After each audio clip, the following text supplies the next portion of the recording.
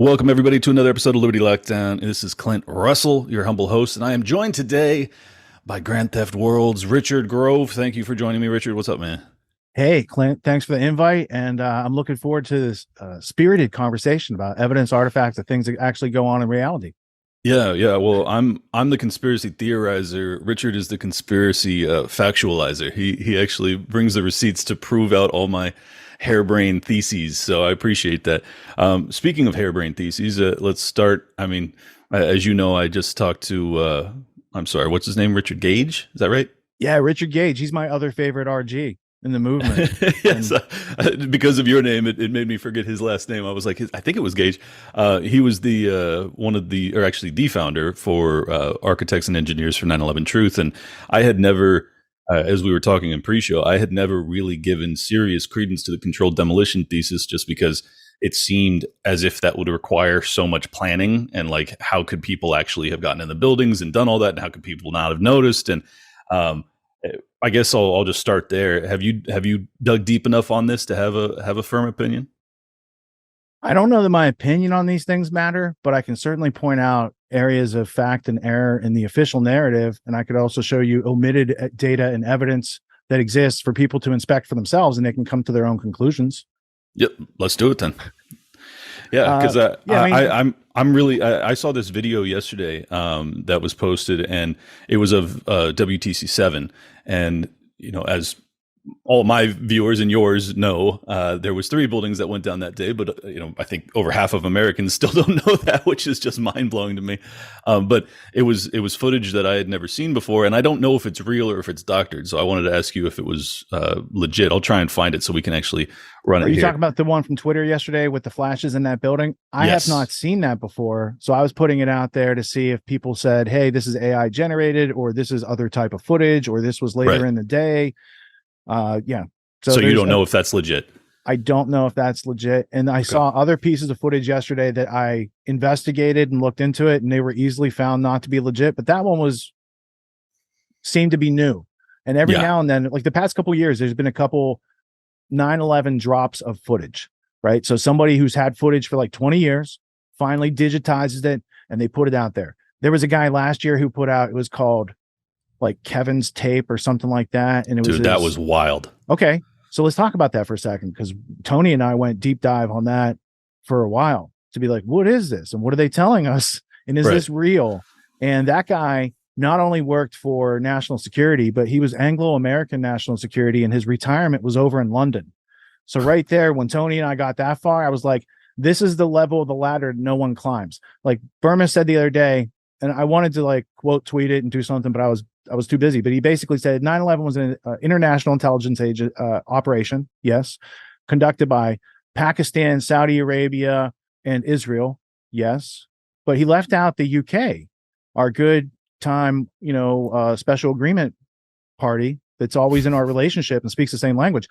The MI6 gave 23 warnings to the Americans before 9/11. Very specific about Osama bin Laden and Al Qaeda and planes as weapons, all this sort of stuff. Those reports are never mentioned anywhere. And when you figure out the MI6 angle, it's like, well, they have a special relationship. They helped to create Mossad, and they are the senior in responsibility history-wise, right? They helped to create ISI. They helped to create Saudi intelligence. They helped to create the Saudi regime in the first place through Sinjin Philby.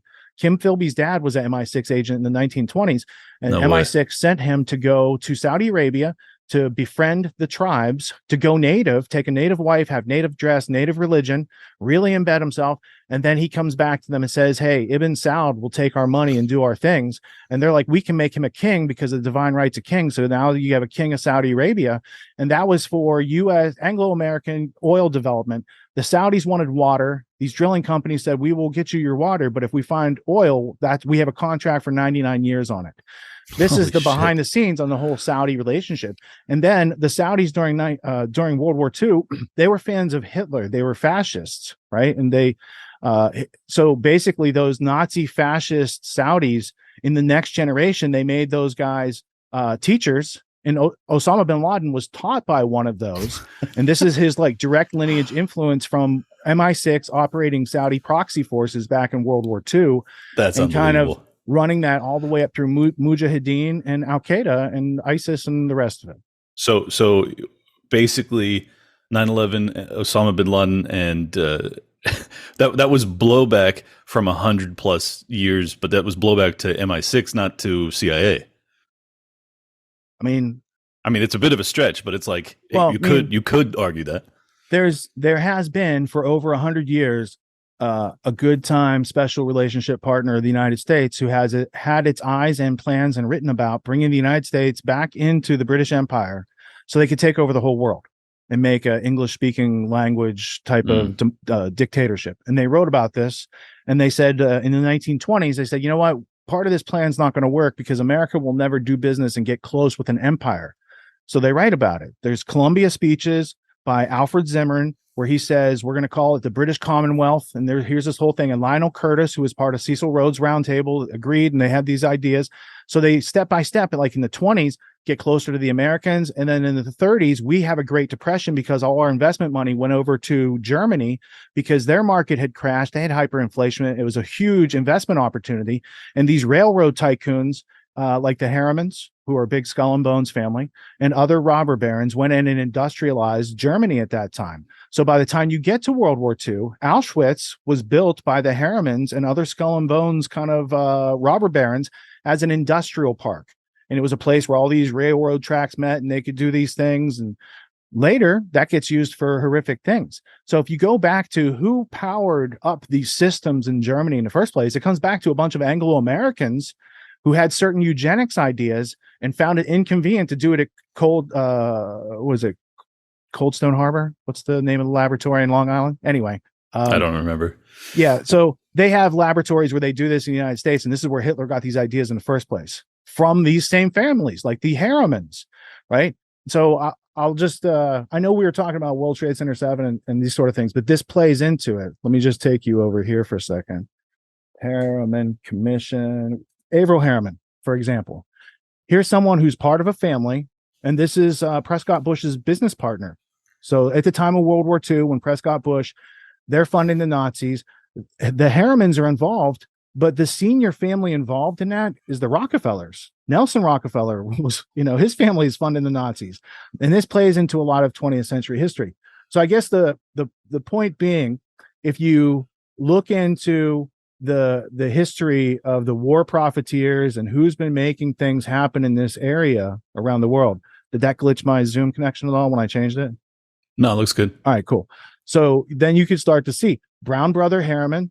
They are a front for eugenics and Hitler and a whole bunch of other things. And that funding continued afterwards. And the political family in our country that took power from this is the Bush family. That's incredible. Two family members, a son of Prescott Bush and a grandson of Prescott Bush, who have been presidents of the United States after they killed Kennedy. The same people that you're looking for in solving the Kennedy assassination, they rose to power through that assassination, and they have maintained power. And it's not an inner American power. It's a deep state infiltration purposefully. And like there's thousands and thousands of pages of documents that show clearly they had this goal, they had this agenda, then they inserted and they got footholds in this country, and they progressively and along the way they changed our education to become schooling so we would never notice it. Right. Well, and they did an incredible job because basically no one's aware of what you're talking about right now. It's pretty mind blowing. And I think that a lot of people have woken up without actually knowing the facts or the truth of it, but they suspect it, particularly after the lockdowns period. I know many of my audience are starting to feel as if this can't all be coincidental, and the fact that it was global in nature has really shocked me. There was a video that was going around this morning. I quote tweeted it, so if people want to go to my page, it's at Liberty Lockpod. You guys can watch it, but it's the exact same phenomenon that happened with our intelligence agencies, including our health establishment agencies, CDC and stuff like that, that were instructing big tech on modifying their terms of service so that they could essentially sculpt the narrative during lockdowns and in response to the COVID and the vaccination regime and all that. The exact same thing happened in Australia. The exact same. and I'm not even exaggerating when I say this, they use the same phraseology of dis and misinformation. It's just it's like it all happened in lockstep together somehow. well, exactly. But early on in the lockdown era, I just kind of refused to believe that this could be orchestrated because it was global in nature, and that just seemed impossible. Um, but when you see this video and you're like, they are violating. I mean, granted, Australians don't have the same, constitution or Bill of Rights that we do, but they're still violating their people in a really egregious fashion and doing it in the exact same way, using the exact same phraseology. And I just don't know how you come away concluding anything other than, well, this had to have been orchestrated in a lockstep fashion. Is that your opinion as well? Yeah, I mean, I could show you I have the Rockefeller lockstep document. We went over it a couple weeks ago on Grand Theft World, and we had covered it several years ago on Grand Theft World.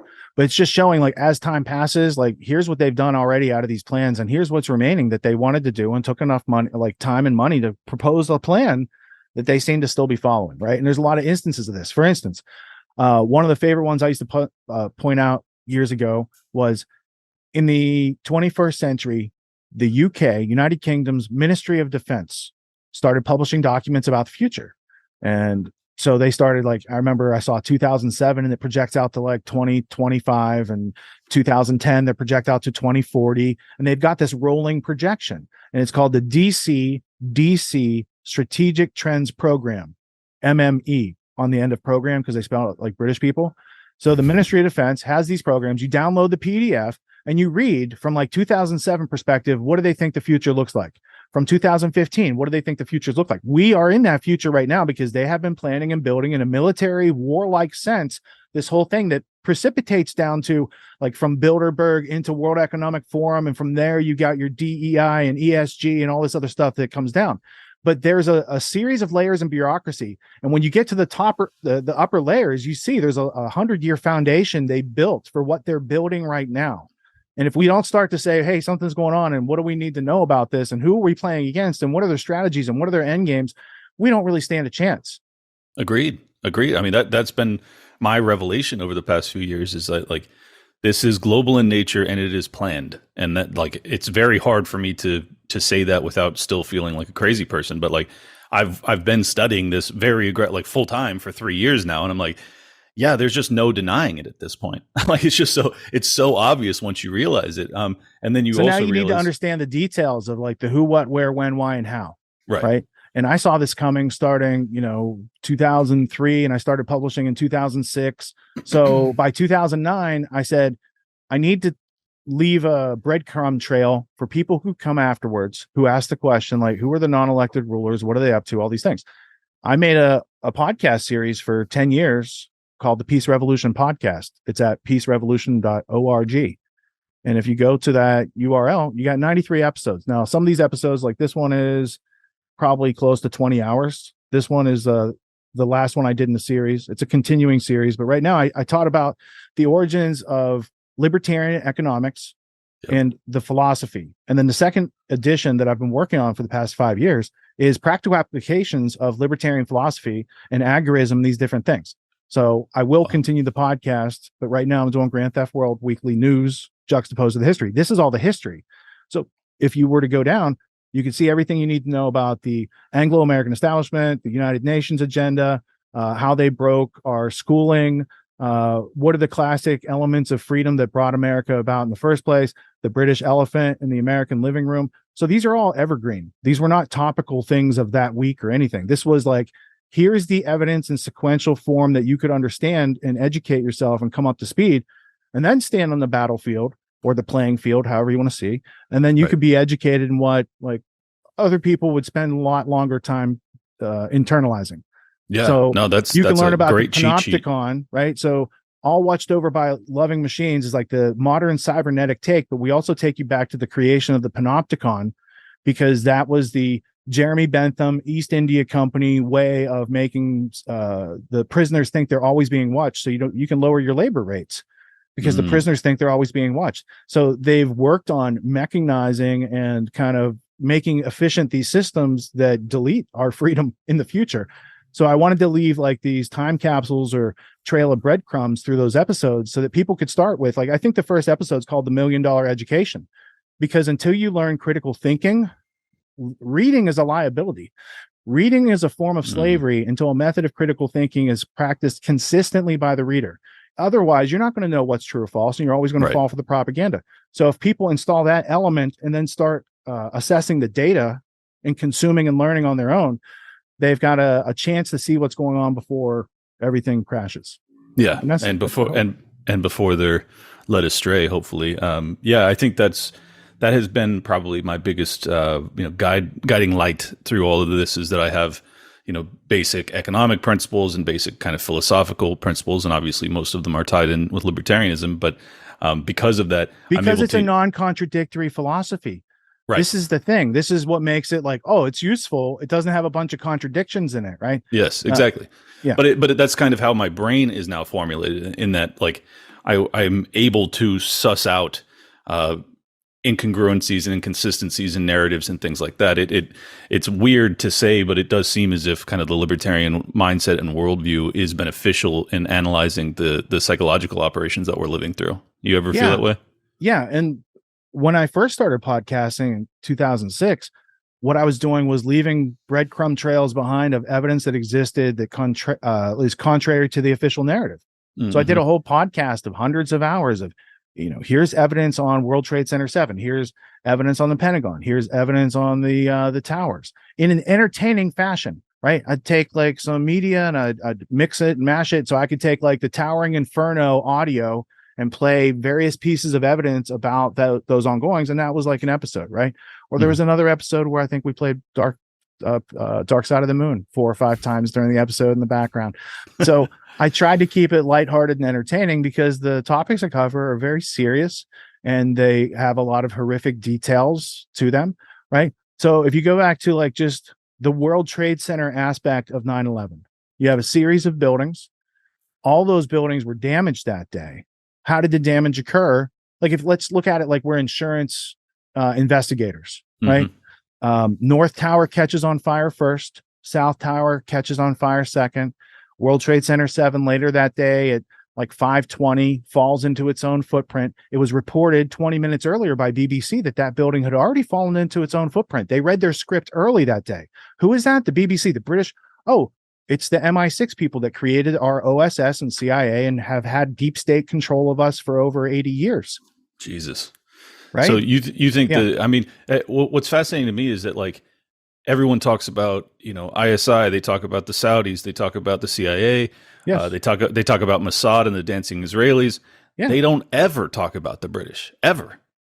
Because they're not even supposed to be on the radar. Right. Yeah, well, it just tells me that they're the best fucking intelligence agency in the world, because no one even pays attention. Well, I would put them right next to Mossad. Mossad has like this cunning, spur of the moment, spontaneous nature to it, right? It also has this reputation of hunting down Nazis around the world, all this stuff, right? Mm-hmm.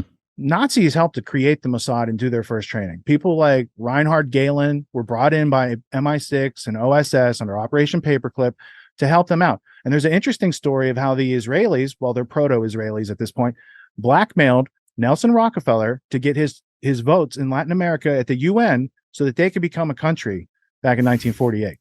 And there's a ton of evidence around this, right? And that story comes from a Mossad agent who was in the room at the time that Nelly was blackmailed. That's unbelievable. That's why I have his poster there. He's such an interesting character in history. He died with his secretary's head his head between a secretary's legs. That's how that worked. Interesting character. Died young too, Nelly Rock did, whereas David lived to like, I don't know, 100 years old or something. Right. But those are the Twin Towers, David and Nelson. It's a Rockefeller project that they made the Port Authority for, and then they later sold right before 9/11 to Silverstein's group, where he took out all these insurance policies, and then all of a sudden those things popped off a couple weeks later, and there's no investigation of that. He got paid out, I don't know, $4-7 billion on a $300 million investment. I saw yesterday, and I don't know if it's true, but you'll probably know that at the time, or in the years past 9/11, the SEC investigations into those that financially benefited from shorting the airlines was the biggest SEC investigation in history, and it was shredded and dropped. Is that your understanding as well? It's not only that, but when I traced the insider trades, so there's insider trades on Marsh & McLennan, there's insider trades on United Airlines, there's American Airlines, all these businesses that were involved in 9/11, right? If you look at the insider trading, it went back to a former client of mine, AB, or was it Alex Brown, Deutsche Bank purchased them, Bankers Trust. It was like a conglomerate of these banks, right? Deutsche Bank is like a Nazi bank, right? So let's just start there. Number 3 person at CIA, AB Buzzy Krongard, was tied to, like, he had worked at the bank and he was formerly at the CIA. So that was a line of suspicion that people had. Why is Buzzy Krongard involved? Or, a place where he was very high up in ownership or management, an executive at the company involved in those 9/11 trades. But there's more interesting aspects, and those are like super tiny breadcrumbs, right? There's like actual pieces of bread lying around that no one's really done much with. So there's reports on the morning of 9/11 that during this whole collapse situation, deverticalization, if you will, of these buildings, there's a robbery going on below ground with armored trucks and bars of gold. And I know it sounds like a Die Hard plot, right? There is a bank vault full of bars of gold, and there were trucks reported half loaded and like didn't leave the scene, like they were being rushed, and they, stuff fell apart before they could get these last trucks out of there. And the company in charge of the security was a company called Kroll Associates. Now, Kroll Associates, it's typically known as the CIA of Wall Street, but really it's the Mossad of Wall Street. So let's start there. It's like the Mossad of Wall Street. Now, the owners of Kroll Associates at that time were AIG and Marsh & McLennan. And Kroll Associates is in charge of World Trade Center security, not just the vaults underground. That was additional contracts they had, right? Because Kroll makes armored cars, it makes presidential vehicles. It's like a little intelligence agency that's a private corporation that's been used by our government for 40 or 50 years in Iran, Contra, and BCC. Like, that's the milieu they run with, right? Mm-hmm. So Kroll Associates, owned by AIG and Marsh. AIG and Marsh are also father-son CEOs. Hank Greenberg and Michael Greenberg, I think was his name, at Marsh, right? So now you've got those connections. Now, AIG and Marsh & McLennan were both my clients. And I did so much work at Marsh in the World Trade Center that they gave my team offices and cubicles there, right? So we're doing development on their front-end website, marsh.com, because they didn't have a marsh.com, and they wanted to take all these Lotus Notes people and webify everything, and that was cool. And I didn't know who Hank Greenberg was when I'm in meetings like with these people. But you find out later, he was nominated to be head of CIA. What does that mean to you, Clint? Oh, did he ever work at, like, George H.W. Bush got to be nominated CIA director, and he had never worked at CIA. No, it means that he was already in the fold. Right. So you don't get that offer. AIG at the time was the world's largest private air force. It had like 40,000 planes. It had been like implicated in all these drug smuggling operations. Wait, AIG was really? Yeah. Wow. Right. And that's strange. AIG, if you go back into the literature on such things, there's a 2004 LA Times article called The Secret Insurance Agent Men. And you find out that AIG was formed by an OSS operative named Cornelius V. Starr, 2 R's, and that his nephew or whatever, or grandson, was Kenneth Starr, who did the whole Clinton thing with Monica Lewinsky. What the fuck, So man? CV Starr starts AIG, and it's like a front company for intelligence operations since its origins, right? That's incredible. Notice that wasn't known in 2001 when all this stuff's going on. It came out in 2004 because then AIG is involved with the biggest payoff from the government in a couple of years during the 2008 financial crisis. They got bailed. They get bailed out by our government. Oh my God. It's almost like they had blackmail in our government or something, the way they got bailed out, right? And now if you cross-reference all this that I'm talking about and you overlay what you know from Whitney Webb's One Nation Under Blackmail, and you're like, oh, there's patterns all over the place of all sorts of Epstein-related type activities. Epstein's related in Iran-Contra, right? Like, so he's an early player back then with the guys he's playing with, Adnan Khashoggi and all these other people that are in that small milieu, right? Because Dodi Fayed is, I thought they were related to Adnan Khashoggi. I thought they were like cousins, right? So there's like a Saudi Turkish element. And so they had the Levant Company. That was the original opium smuggling company. Then they had the East India Company. They've got powerful families from around the world that you don't think have anything to do with them, and they're people on the other end of big transactions, right? So like a famous one would be when the British royal family intermarried with the Sassoons from Baghdad, Iraq. So in the 1800s, the East India Company is doing business with India, and in the midst of that is the Baghdad opium warlord named Sassoon, and they're getting like their opium, like they're completing their triangle trade. They're bringing over Manchester fabrics, and they're trading it for opium. Then they take the opium to China and drop it on those people so they can have a century of humiliation, and then bring China into the Western world. Like Xi Jinping dresses like Prince Charles or King Chucky III, whatever, KC3, whatever you want to call him now. Like they have been westernized. HSBC was the Hong Kong Shanghai Bank Corporation that did the East India Company's money laundering over there. And so everything that grew out of that was like robber baron infrastructure and international bankers economics. And then it's used on as a piece on the board. So China can be against America, or Russia can be against America. But the same people who got deep state access on us set up the industrial infrastructure for Soviet Russia and for China. And that's evident. So the answer to the China question is how they do that. It was called the American International Corporation. So not AIG. This is different. This is 1917. It's called the AIC. And all these people from the Federal Reserve and these robber barons went over and built the industrial aspects in China so they could have railroads and tunnels and all this stuff they needed for Mao's communism to be successful. Same thing in Russia. These same robber barons went over there, and this work would be Anthony Sutton's trilogy, Wall Street and the Soviet Union, Wall Street and the Bolsheviks, Wall Street and Hitler, right? So there's a whole bunch of evidence that this international group has not only had eyes on America and subverted America, but also went and set up like the opposite sides on a vice so they could squeeze America to the ultimate endeavor, which was United Nations. No one has American rights. No one has sidearms. No one has free speech. It's a global community, and you have to do what the faraway people tell you you have to do. You have no local accountability, as we originally set up in this country. Right. Right. So there's a whole lot to it. And you can't see what happens on 9/11 from just studying the events on that day. You need to understand the history that led up to it, the people in power, the people that were sitting in the E-4Bs on the runway before the thing popped off, right? There's plans of continuity of government in motion that morning before the events even start. Let's start there. Who are these people? What's an E-4B? It's a doomsday plane. For what? Continuity of government.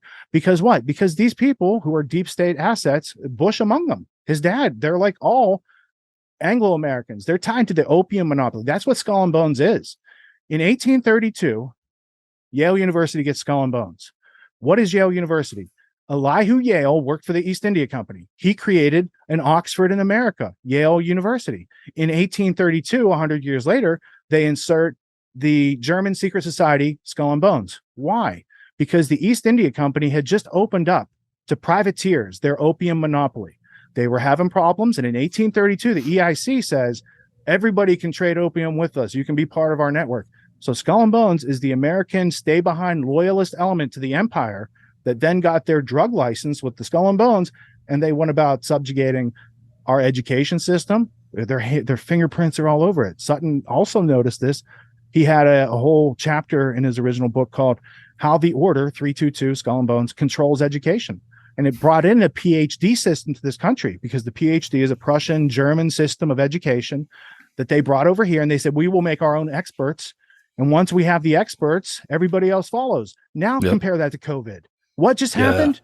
These guys with the plan acted as experts. And without people having critical thinking and communication, they have to subject themselves to the experts. Yeah. International experts. They created the technocracy. Rights. Yes. Yeah. Wow. Jesus Christ, dude. I'm gonna have to listen back to this one. That was incredible. Real quick, I gotta hit the brakes and go back for a second. So you said that there was basically an armed robbery that was happening underneath the World Trade Center? That's what it looks like from reports that are not me, in my opinion. Right? Yeah. So there's articles from both locations. So let's start World Trade Center. There are reports of the armored cars partially loaded with gold that looked like they were going to remove gold from there, and they were crushed in upon when the buildings came down. Wow. Right? So, and that is managed by Kroll Associates, and that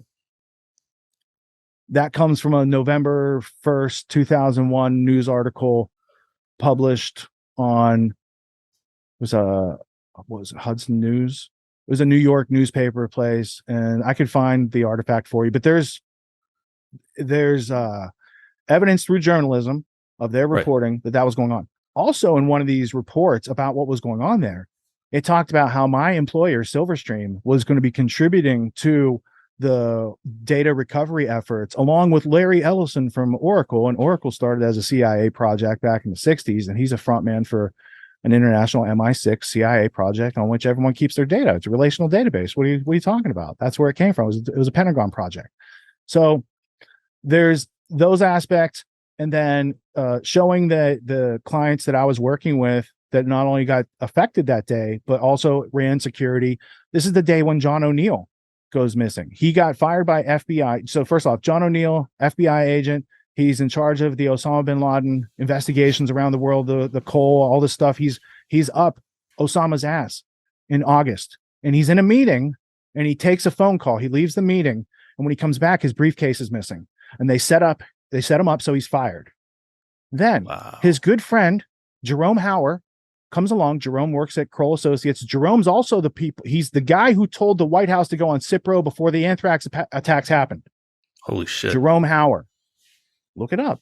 Jerome Hauer hires John O'Neill, and his first day was not 9/11. It was like 2 days earlier or something like that. But the point is, Osama's biggest FBI investigator works for a private security company that had security on the World Trade Center complex when Osama bin Laden allegedly attacks it and kills John O'Neill. So there's some small parts. And then if you ask who found John O'Neill's body and identified him, it gets weirder. So there's a whole bunch of this stuff where it's like, if you just scratch the surface and start asking like any of the claims. So the way I usually play the game with people is like, let's clear the desk. We have no evidence of anything on here. What would you like to go with? World Trade Center was on fire. Great. I can enter that. Because if you say it was hit by a plane, who identified the plane? Do the specs match up with the actual? For instance, they're going to tell you it's flight 11, and there's like 6 ways to identify a commercial airliner. Where's the chain of custody? Who identified it? How was that identified? If they turned off the transponder when they crossed over Stewart Air Force Base at the same time, both hijacks go over an Air Force base that is a drug running Air Force base, Stewart Air Force Base. At the same time, they go on and off transponder, almost as if the planes landed and took off. But I'm not saying that. I'm just saying from the evidence, that's pretty weird that the hijackers were able to cross over a military base and then like turn everything off and back on. It has me questioning just that, right? Yeah. So the claim that the hijacked plane was flight 11, I'd say we don't know about that. But let's say there's a hijacked plane.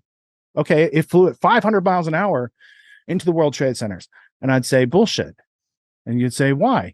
I'd say if a plane of that size cannot fly at that speed, at that altitude, it would fall apart within 2 minutes.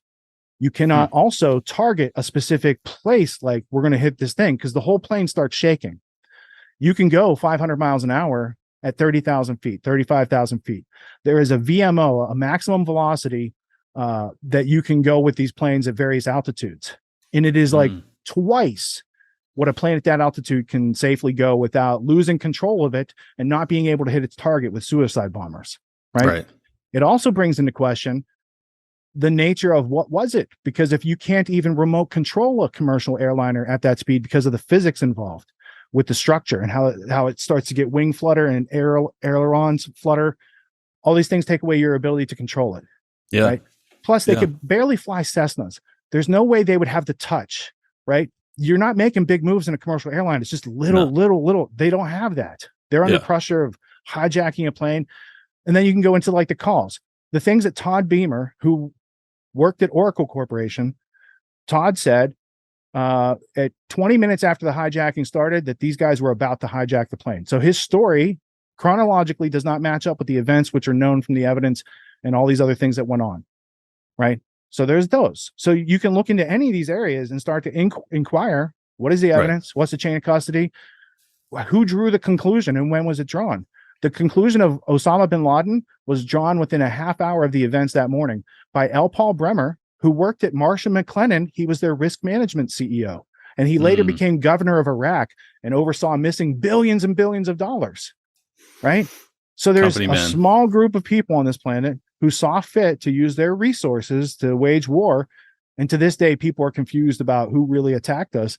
And therefore you don't have a whole lot of change other than us losing our rights through the Patriot Act and everything else they've rolled out, to the point where I was just watching the sentencing of Owen Schroyer.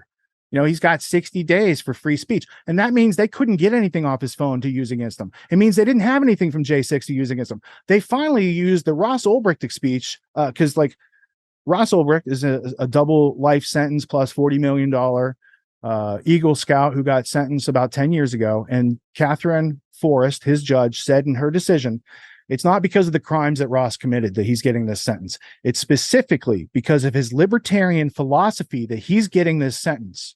Because he was a Ron Paul young libertarian when he was in college, right? These sort of things. And so for all these liberty groups to not support Ross to the nth degree, he went to jail for everyone else's beliefs. Yeah. And when they set those precedents of using parallel construction and all these other ways they railroaded him, because I've read through his case extensively and I'm familiar with it, and I'm friends with his mom now because of what I've seen, the injustice. If Ross was so guilty, why do they have to make shit up? Same thing with Schroyer. Same thing with a lot of these J6 people. They put the government's pressure on you to get you to plead to something you didn't do as a way of surviving the situation that our tax dollars are paying for. Yeah, so there's a lot of questions that come up on the table when people start looking at these things. Yeah, hell yeah, man. Well, no answers forthcoming. And it's not just to not just to pressure them to plea. It's also to get them to flip on bigger and bigger fish. I mean, that's exactly how the FBI and these types of organizations work these days. And it's actually coming for Donald Trump, which actually I've always wanted to ask you about this. So I'm just going to go ahead and do it. There's a lot of people, particularly given that Donald Trump he did preside over the destruction of our economy in terms of allowing, Fauci and Birx, et cetera, to dictate on high for that entire summer of 2020. It really fucked up not just our country, but the world. It is fascinating to me that he is being treated as such a pariah, and ultimately it looks as if they do intend to put him behind bars potentially. Is this a ruse? Is it real? What do you think? All right, so that's a good question. Let's zoom out. Yes, let's clear the table. Once upon a time, Donald Trump once shaved Vince McMahon's head on pro wrestling. So you got to have a good guy and a bad guy, right? Yeah. He usually plays a good guy, but if they cast him as a bad guy, he'd probably do a bad guy role. He also, he paid the Clintons to go to his wedding. He got bailed out in 1991 when you're old enough. You remember when he went bankrupt back in the day? Yep. And then he still had his name on all the buildings. How did they have Atlantic Trump Casino? City? Isn't he back? Yeah, right. So here's how that rolls out. March 1991, Bloomberg prints an article called Donald's Trump Card. Now, ironically, you have to go to Internet Archive to see this because Bloomberg doesn't want you to see this. This is inconvenient information. In that article, page 2, you see that Rothschild Inc. bailed out Donald Trump, and the guy for Rothschild Inc. who bailed him out was named Wilbur Ross. Now, when Trump gets elected, Wilbur Ross is the first Commerce Secretary. He pays that favor right back, and then he switches out Ross and puts somebody else in to pay back another favor, right? Because that's how that stuff works. Sure. So in the 90s, the Rothschild said, Trump was bankrupt, but his name was still worth a lot. And that's why they chose to leave it on the buildings for marketing, and because they get leads from having his name, right? So now you kind of, he's at a Christmas party with George Soros and Oliver Stone, right? So they mingle together. Now, do they like Trump? No, they don't. Yeah. They don't.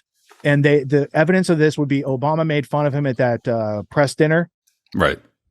And that's when Trump probably was like, fuck you, I'll become president. I'll fucking do this. Fuck you. You think you're going to talk to me like that? Right. And then he did it as a joke, basically, like, fuck that. And then people were like, yes. And then he's like, okay, I could do this role. He's like, I just did 10 years of The Apprentice. Right. This is a good gig for him. So I think people put too much trust and too much of him knowing what's going on. Like, he doesn't know what I just told you in the beginning of this podcast. He's not read up on any of this stuff. And he doesn't hire people like us to brief him and take it seriously. So therefore, during COVID, he first off surrounded himself with swamp creatures in his administration. And then second, because he doesn't know what the swamp is. Right. And not just swamp creatures, but the worst of the worst. Yes, of course. But the worst of the worst would be the second generation of the people that killed Kennedy and covered it up. That's one of the authoritative layers. And he surrounds himself with these people. Yes. Yeah. who, his dad hired Epstein at the Dalton School. And Right. the CIA paid for Bill Barr to go to law school in the first place, right? Yeah. And he was Iran Contra back in the day. You got to look at these things on a longer spectrum than like mainstream media wants you to look at it like this. And Right. looking at it like this, you can believe anything they say because you don't know. It's all fragmented. One of the reasons I do the work I do is like I can take in large data sets and then like boil it down and make it simple for people without being disingenuous or hyperbolistic to it. And that's a useful skill for people who are trying to figure out what's going on and keep themselves and their families safe. Yeah. So well, it may in this information deluge environment, it may be the most important skill that you can have. So I am in your debt for being able to explain it. So let's. I'm not a Trump supporter. Like I didn't vote for him in 2016. I stopped voting in 2004 when I heard Michael Badnarik, libertarian presidential candidate, give a speech that made so much more sense than anything else I'd ever heard. I voted for Mike Badnarik. And then he was later in my autonomy course and did his Constitution and Know Your Rights classes and stuff like that before he passed away like 2 years ago. Amazing. So I stopped believing in the red team, blue team stuff. Right. It was about 2 years after 9/11 when I started putting more of this together. Like, there is a group of people that has a budget to do these things, and we're not supposed to know about it. I think that's worthy of being known. See, this is the thing that perplexes me. Like if I'm orchestrating on high, as we are, that's basically what this conversation is about, is the people that do that. I would not want a figure like Donald Trump. He's unpredictable, and he has also lit a real populist movement in this country that, yes, they're easily led astray, and they take abuse without really fighting back to a large extent too. But still, if I was them, I wouldn't want that, and unless I was angling for no, civil they wanted conflict. Hillary. Like it's clear if you watch the 2016 election coming up to it, right? You had the DNC leaks, you had the Hillary email leaks from Wikipedia. We're going through that stuff. I'm finding stuff. I'm tweeting James Pilato in the open. I'm like, hey, bro, can you show me if this Hillary pizza logo really came from the WikiLeaks? And somebody from Hillary's tech team breached my firewall and started hacking me. And I happened to be training a new firewall. So I saw it come in and I ran the IP and I'm like, and I ran his name. I'm like, dude, he flies on the plane with Hillary. Get the fuck out. Crazy. So I told Pilato, I'm like, prank caller. And I didn't tweet again for a while after that. Cause I was like, I just got touched. I got touched. Yeah. So, right before the election, The Economist, which is a Rothschild family front, they have a collectivist voice. There's no individuals who write for The Economist. It's all offered as a collective voice of the financial family that funds the London School of Economics and The Economist. That's straight up. They do that.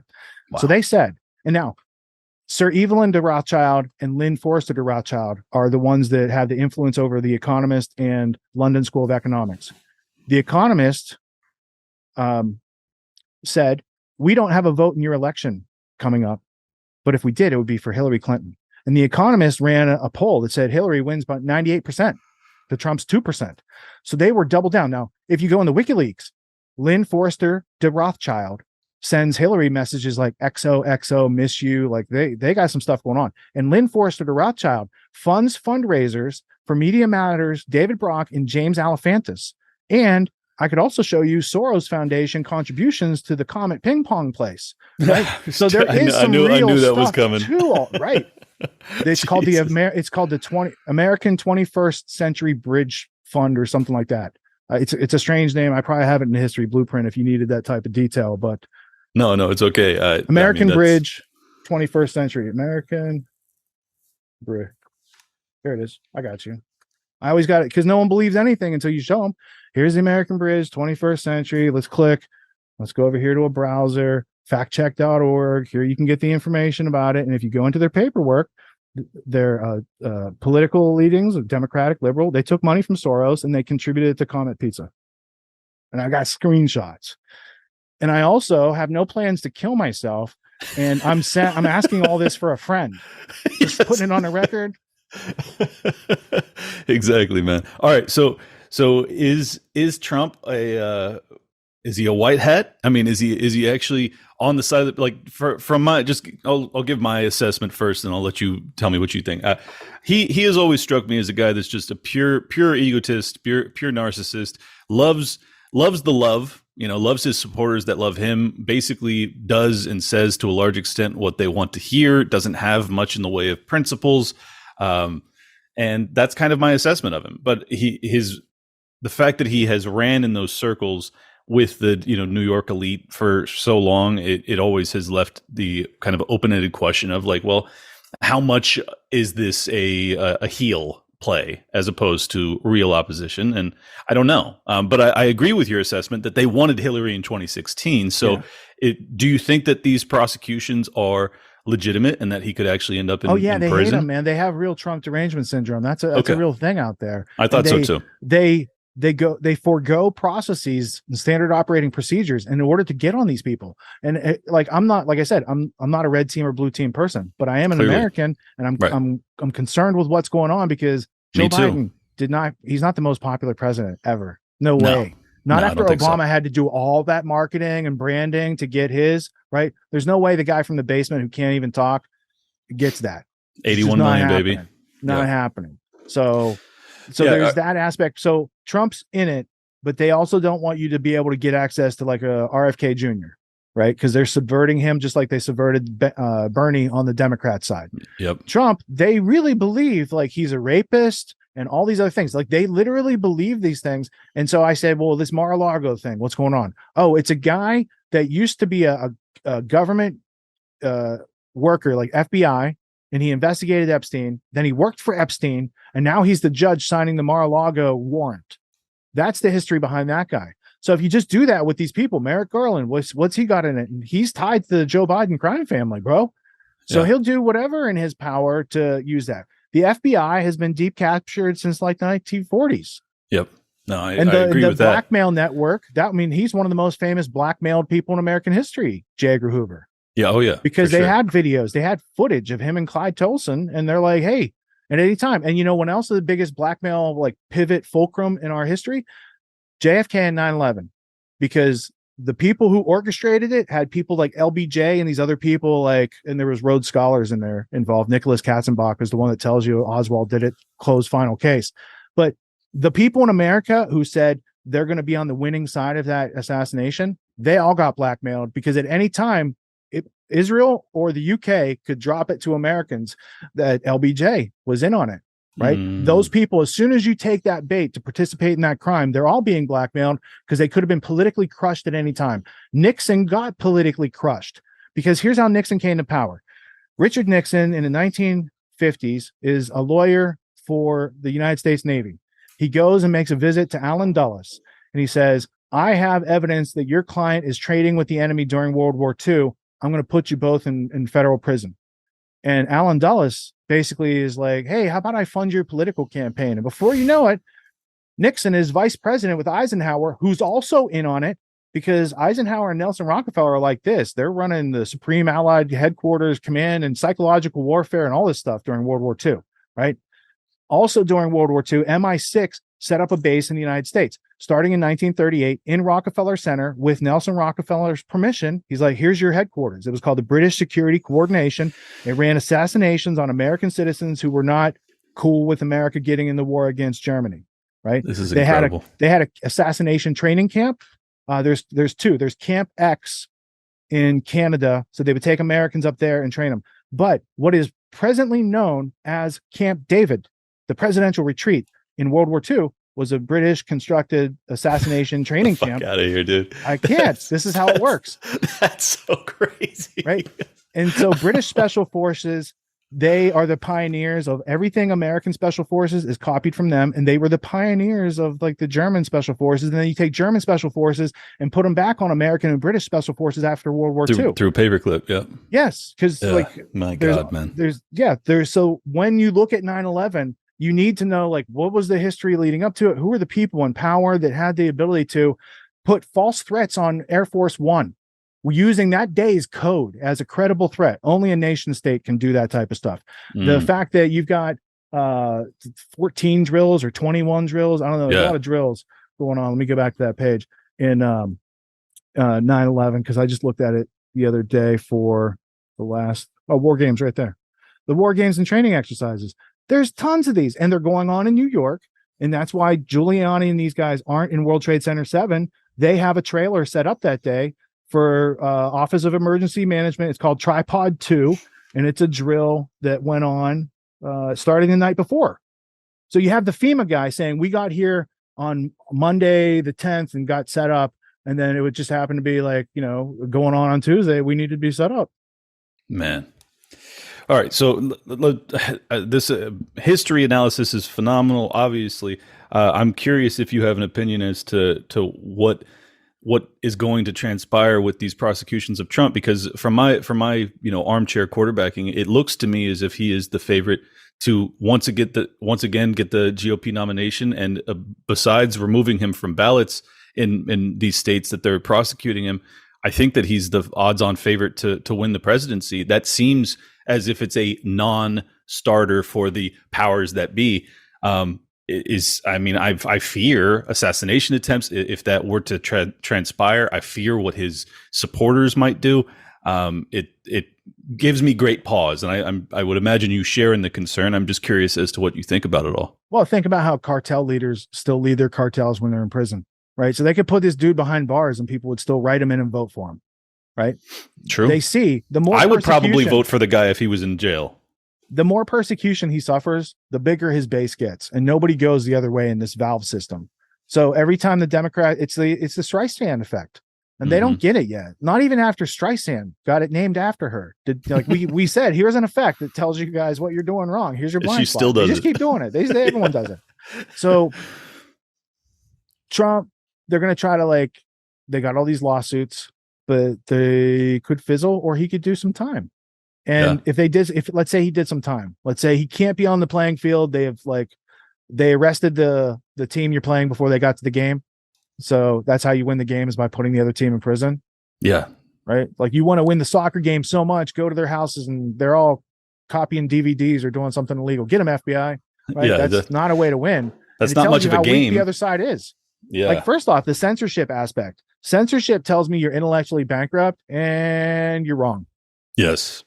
So the fact that is their main go-to thing through the pandemic, through everything, it's like, oh, we'll just stop. It's not like they're going to address the truth. We'll just stop people from talking about the truth. Right. No, exactly. No, I agree with you that they're weak, but that's the issue, is that with dying empires, the death throes are very violent. Oh yeah, for sure. They got a little death rattle going on. So if they put Trump in prison, then they're going to go with someone like Vivek and either a Nikki Haley, but I don't like that. But I would say, look, you throw Vivek and Kristi Noem on a ticket. If Trump's in prison, his people will know to vote for them. Yeah. Right? There are many governors whose names I know because they suck. Kristi Noem, I know her name because she's awesome. And if North Dakota wasn't North Dakota, I'd probably live in her state. Yeah. Or I think she's South Dakota. South Dakota, regardless. Yeah. It's too far up. Too harsh a winter. Yeah. Well, I think you're probably right, and I think that is the role that Vivek is playing, is that he is the obvious Trump surrogate and potentially the Trump replacement if he is removed from the board. The defense companies, like the defense companies, I'm pretty sure. Yeah, I'm pretty sure that he's made statements to that effect, because I was like, whoa. He talks a lot of freedom, and he brought up 9/11 and stuff like that. Right. Yeah, he's giving us enough red meat to be open to what he has to say, but then he hasn't gone so far that he can't go back. That's kind of like with Trump. Trump never went so far that he pissed off Pfizer and Moderna and these other companies that contribute to his campaign, which is why he was all Operation Warp Speedy, right? Because he didn't know the big picture.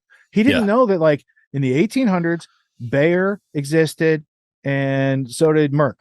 Right. And Bayer was producing opium and heroin and all sorts of other good stuff, and say, hey, give this to your kid for their cough. Here's heroin. It's less addictive than morphine.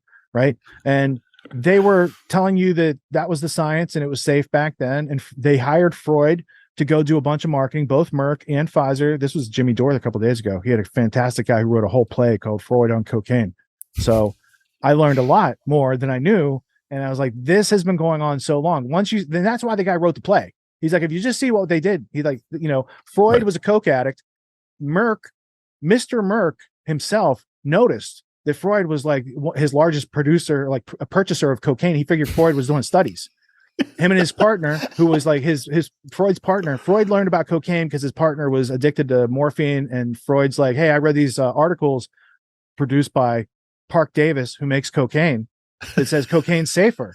Right? Literally, this is the story, and it's so much more hilarious to hear the guy tell it. So anyway, the Merck guys, like, you guys are our biggest clients. Why don't we just send you free cocaine and you tell the world how great it is? And that was working. And then Park Davis is like, hey, people think American cocaine's shitty. Can we get you to like test some of it? And then Freud was like, woo, American cocaine's the best. Park Davis. Park Davis is now owned by Pfizer, right? So there's a whole continuity to these historical stories that I think people would be much more empowered in their own lives understanding these things, because you can make the actual decision. With comparison and contrast, I trust human beings to make the right ratio call, what's good for them, you know? Yeah. But when you're only getting like the trust the science and everyone else is deleted, the brain cannot work without comparison and contrast. If we don't have these two things, that's what rationality means. It comes from ratio. It means you need to compare two parts. That's how we think. And if you're not doing that, you're under control. You're assuming. Like, people talk about MK Ultra, and they do want to put brain chips and control people. Yes. But here's how they've traditionally controlled people in the 20th century. They just get you to assume things that aren't true. That leads to all the same results, that they had command and control over you. The fact that you're not thinking, and you're like, oh, it was 18 hijackers with box cutters, and they showed the evidence, and it's really long, so I didn't go through all of it, and I just believe what they say. Right. And I said yesterday, the people who did 9/11, first off, they're still at large. The people who did 9/11, they didn't construct the crime to fool the critical thinkers, because they didn't. Like, there's hundreds, thousands of errors. Right. They made it so that cowardly people had an excuse not to critically think in the first place, and just assume that the truth. And then they had the Patriot Act, and then how many millions of people have been killed around the world for things that they had nothing to do with 9/11? How many people are still in Gitmo right now getting tortured who had nothing to do with 9/11? Oh, I made this point with Luke yesterday. How many American servicemen take their lives to this very day, every single day, because of their participation in the war on terror? I mean, like, the body count for that act on 9/11 still is increasing to this very day. All right, now let's ask the question. This war on terror that the Americans waged against the terrorists for 20 years, where did it primarily go on, geographically speaking? Middle East. Iraq, Afghanistan. Yeah. Okay. We Americans, we see like the last 20 years, Iraq and Afghanistan. Did you know if we were British, we would see the last like 300 years, Iraq and Afghanistan? Oh, wow. They had a first, second, and third Anglo-Afghan war in Afghanistan before they handed it off to us. And then we hit them with 3. They had Iraq was one of their territories. Like I said, they married into the Sassoon opium family back in the day.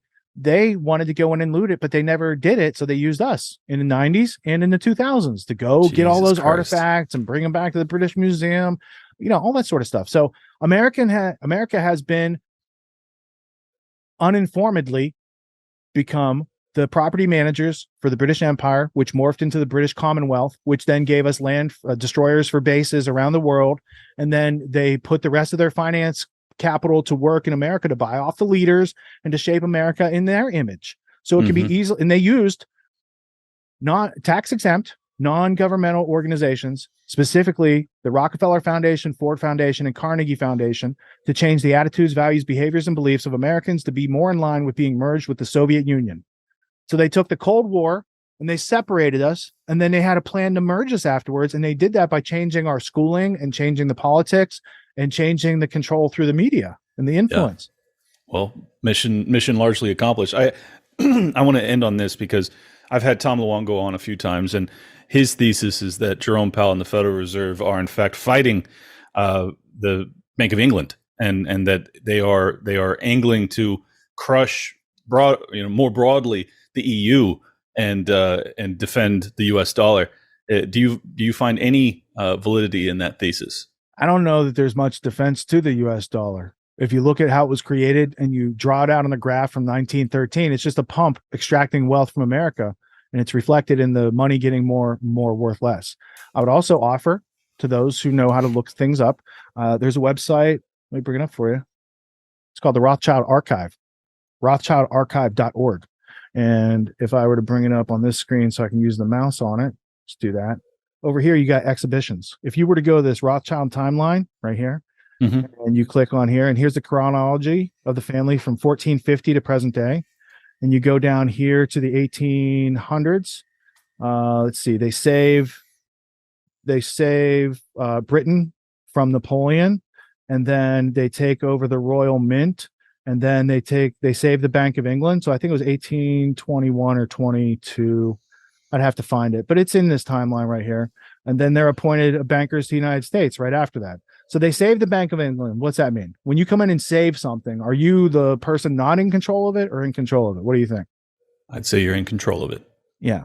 So when you hear Bank of England and the Queen goes down there and she does her things, like, well, the people that have controlled that, in fact, up until recently, the price of gold was determined daily at the Rothschilds' New Court address for like 100 years. Now they stopped doing that, but from like the 1920s till the early 2000s, the daily gold price was just determined at a Rothschild table, and they'd say, here's the price of gold today. Like, that's how it works. And it's not racist or anti-Semitic or homophobic or any of these type of like euphemisms. It's like, these are facts. I know how to read. I know how to read stuff that you're not directing me to. It happened. So. Yes. Yeah. But, well, to be fair to Tom Longo's thesis, he very well could believe that because I haven't talked to him enough to know for sure, but he could believe that the Rothschilds and these power brokers that kind of run stuff, that they are so nationless that they could not be so concerned about the EU and just see it as a changing of the game board, more or less. Yeah, but the EU is coming from the Count Kalergi plan back in the 1920s. So all these things like Bank for International Settlements, the IMF, the World Bank, all these things were artificially created along the way to achieve the ends that they're building toward. So you find it hard to believe that they would be in actual conflict with the Federal Reserve? I mean, they could be in conflict with people who don't know the overall agenda, but they're not in conflict with the agenda. Gotcha. Like overall. Right. Gotcha. Because the Federal Reserve, when you break it down, it's a group of families that came together and created it, and then they have like all the branches that spread out from there. Right. Mm-hmm. I don't think there's a disagreement on the part of the families that like we print money from nothing, and we have the largest nation in the world's history printing our money and attaching everything they own to our debt, because you can't pay off the way that and also it's a right given to them that Congress didn't have in the first place to give to them to do the Federal Reserve. Congress can only coin money. It cannot print money. So that's the Constitution. So things like this, or just even the corporate personhood that all those banks use. That's a clerk's error on the cover sheet. And that's not really the decision between Santa Clara County and Union Pacific Railroad. So technically, if we go by the law, there is no corporate personhood. But because the clerk misinterpreted the case and that got out, they have corporate personhood and they act very much like psychopaths. A corporation has no body to save, like no soul to save and no body to incarcerate. So very much they act like psychopaths at an international globalist level. Yeah, well, that has definitely been true as of late, and certainly in in the history that I'm aware of. So, good God, Richard, this has been phenomenal. I don't even know how long we've been going, but we went longer than we thought we did. It was just, it was good. It was good parrhesia. It was a good flow and exchange of information. Well, exactly. And I know you have a smart audience, so they can process what I had. Hopefully they can keep up and rewind and play it twice. But thank you for joining me, man. Go ahead and tell people where they can follow you. Yeah, you can find me over at grandtheftworld.com. And twice a year, I teach a leadership, entrepreneur, and critical thinking course called Autonomy. It's there to fill the gap between what schooling drops you off with and what you need to survive and thrive in the world. Getautonomy.info/ignite is the landing page. And we start later this month. Since we're going to be doing a cross stream, I'll tag myself at Liberty Lock Pod on Twitter and Liberty Lockdown on Spotify, Apple Podcasts, Rumble, Google, YouTube, everywhere. You can find me. Look for you on the Twitter. Yeah, and I'm going to probably put this out either tonight or tomorrow. And tomorrow, actually, I'll be interviewing Saifedean Ammous, so that is going to be a big one for me. I cannot wait. And this was couldn't have been a better sandwich between Richard Grove and Saifedean. I think my audience is going to be thrilled for this week. So thank you again, brother. Thank you so much, and have a wonderful rest of your day. Peace. If you need a single location to get cutting-edge information and keep up with the rapidly changing world around us, tune into Grand Theft World, where a forensic historian and a logic professor break down the week's news in depth and in context. There's a ton more there, so go check it out. And don't forget to get your Freedom Vault on the homepage.